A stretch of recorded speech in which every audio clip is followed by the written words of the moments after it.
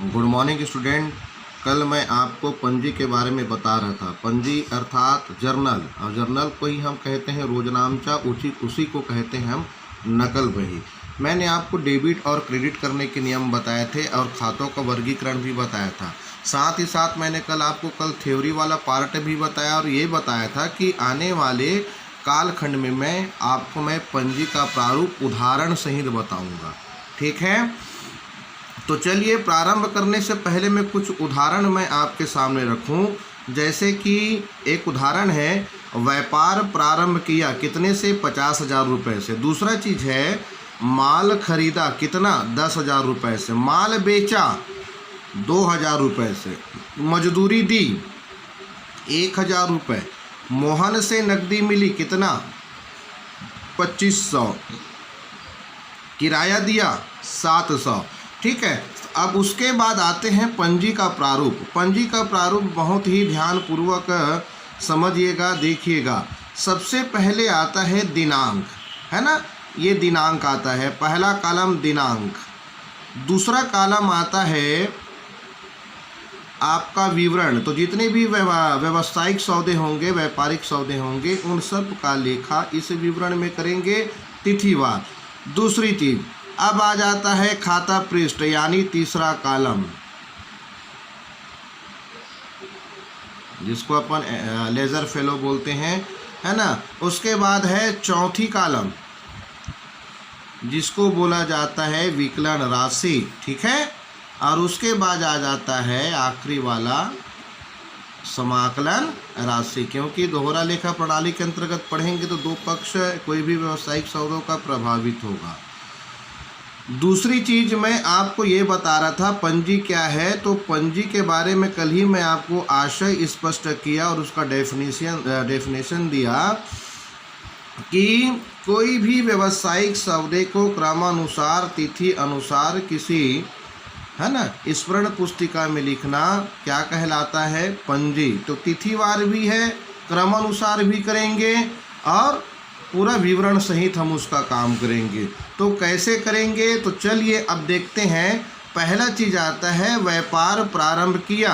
यहाँ पर तो केवल अभी क्रम है 1 2 3 4 5 6, यानी दिनांक कहीं भी अभी मेंशन नहीं है, क्योंकि ये उदाहरण है।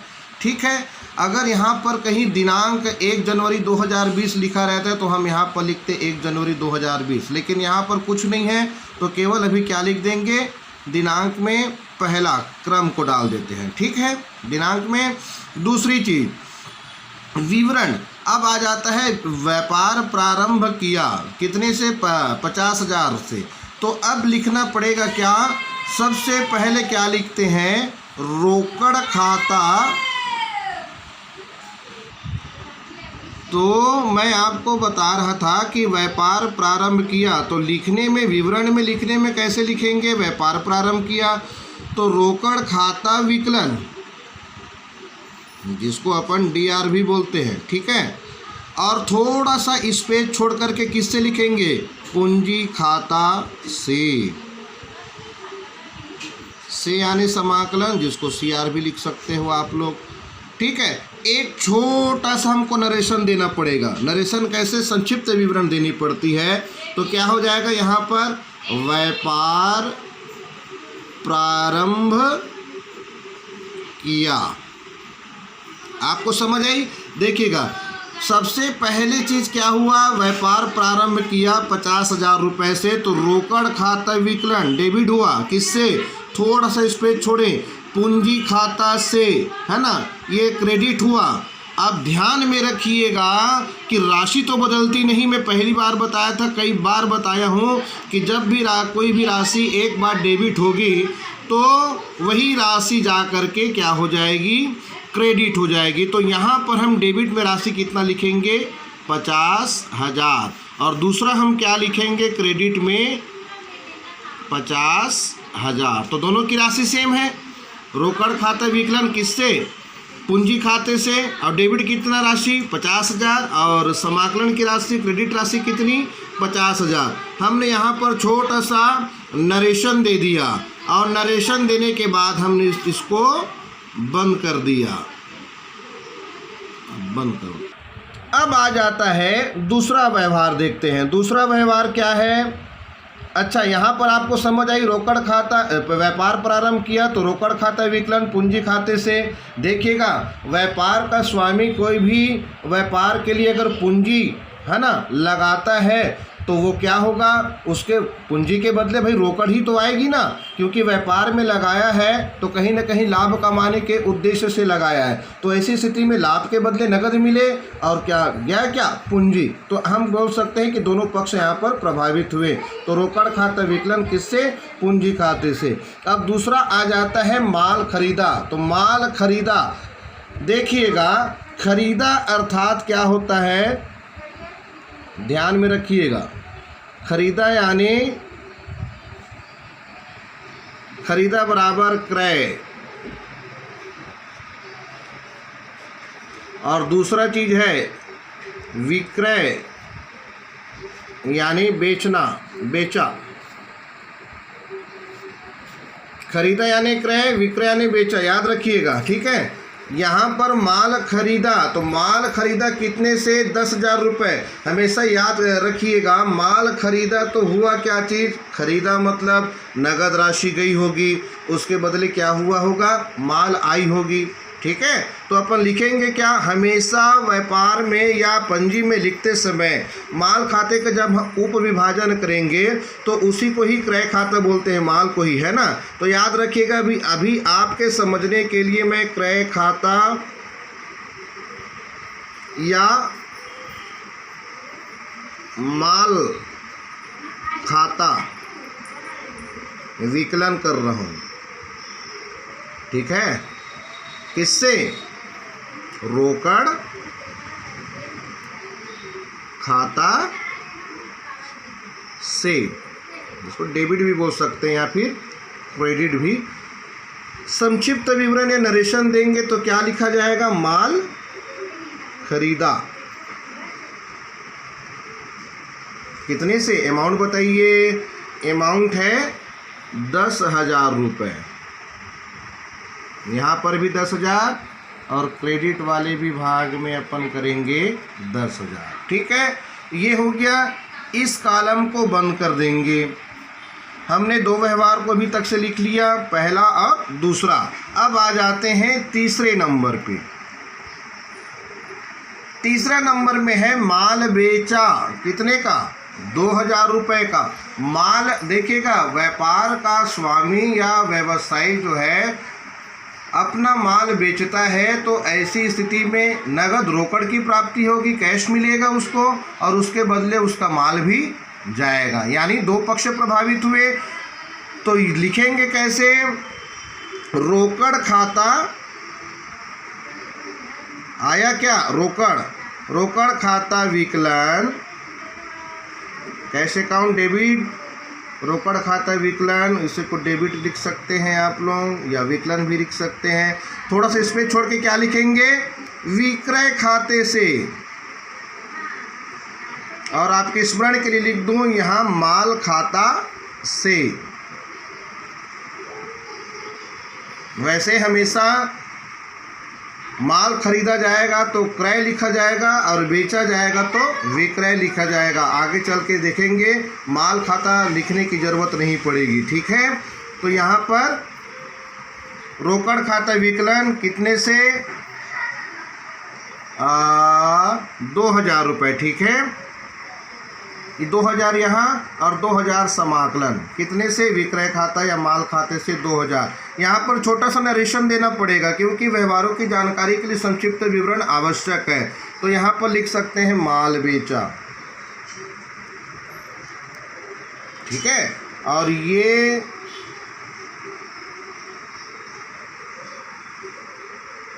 इसको, इस व्यवहार को यहीं पर बंद करते हैं। चौथा चीज आ जाता है, चौथा चीज में क्या है, मजदूरी दी। अच्छा, मजदूरी दी तो ये कौन सा खाता होगा, मैंने आपको खातों के वर्गीकरण में बताया था। मजदूरी दी कौन सा खाता होगा, 3 खाते होते हैं, व्यक्तिगत खाता, वास्तविक और अवास्तविक, जिसको हम नाम मात्र के खाते बोलते हैं या फिर आय या लाभ के भी खाते बोलते हैं। तो ऐसी स्थिति पर यहाँ पर मजदूरी दी तो क्या होगा भाई, मजदूरी दी तो मजदूरी खाता विकलन।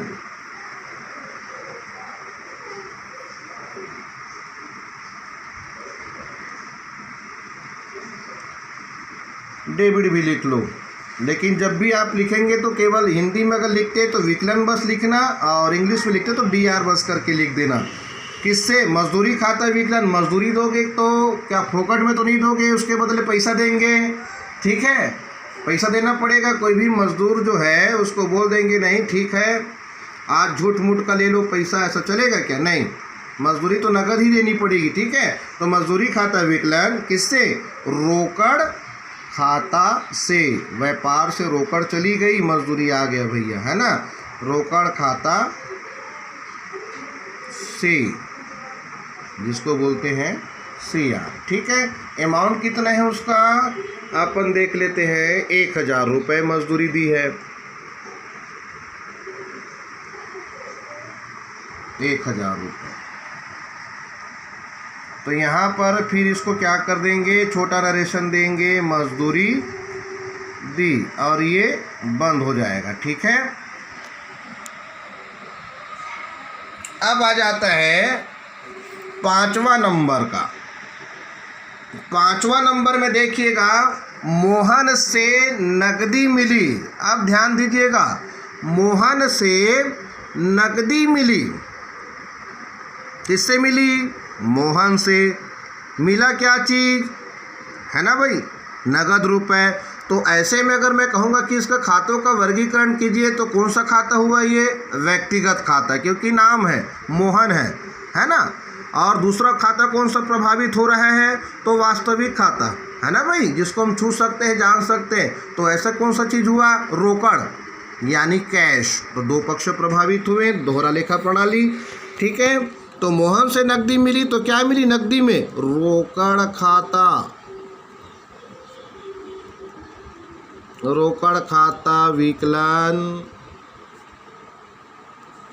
किससे? मोहन से मिला है, तो मोहन से कितना? 2500 रुपये, ठीक है।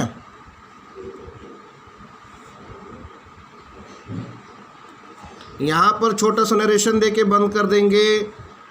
मोहन से नकदी प्राप्त हुई।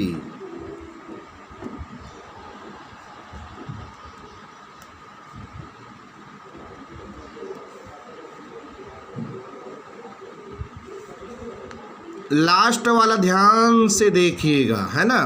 किराया दिया। चलो भाई, कोई भी व्यावसायिक गतिविधियां करते हैं तो ऐसी स्थिति में हम किराए के भवन का भी उपयोग करते हैं, व्यावसायिक परिसर का भी उपयोग करते हैं। तो ऐसी स्थिति पर हो सकता है मशीन किराए से लाए हों, तो ऐसी दशा में किराया देना पड़ता है। तो किराया देते हैं तो क्या हो जाएगा? किराया खाता विकलन।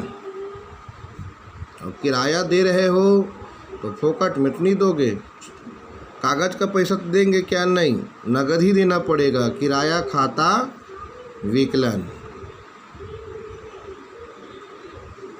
किससे? रोकड़ खाता से। अमाउंट बताइए कितना है इसमें? 700 रुपये, और ये भी 700 रुपये। छोटा सा नरेशन दे देंगे, किराया दिया, और ये यहाँ पर बंद हो जाएगा। और हमेशा ध्यान देने योग्य बातें बताऊं, जर्नल का योग किया जाता है। ग्रैंड टोटल जर्नल का योग किया जाता है, याद रखिएगा। तो चलिए जोड़ते हैं। 50,000 और ये 10,000, 60,000, 60,000 और ये कितना है भाई? 2,000, 62,000, ठीक है। ये 1,000, 63,000, 63 और 2, 63 2 65,000, है ना। 63 और 2 65,000, 65,000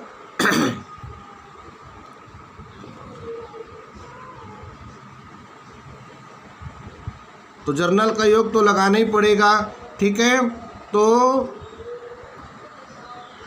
हमने जर्नल का योग कितना लगाया, 66,200। 66,200 डेबिट वाले अमाउंट कॉलम में भी और क्रेडिट वाले अमाउंट कॉलम में भी 66,200 याद रखिएगा। अभी आपको कुछ यहाँ पर थोड़ा सा डिफ़िकल्ट लगा होगा कि क्रय खाते को कैसे माल खाता लिखा गया है या माल खाते को कैसे विक्रय खाता लिखा गया है। तो मैं आगे और क्वेश्चन में आपको मैं बताऊंगा, तो आपको समझ आएगी कि जब माल खाते का विभाजन करते हैं तो और क्या संज्ञा दी जाती है, तो आपको बिल्कुल डीपली समझ आएगा और आप क्वेश्चन नंबर 1 बनाएंगे। ठीक है, आज के लिए बस इतना ही। Thank you.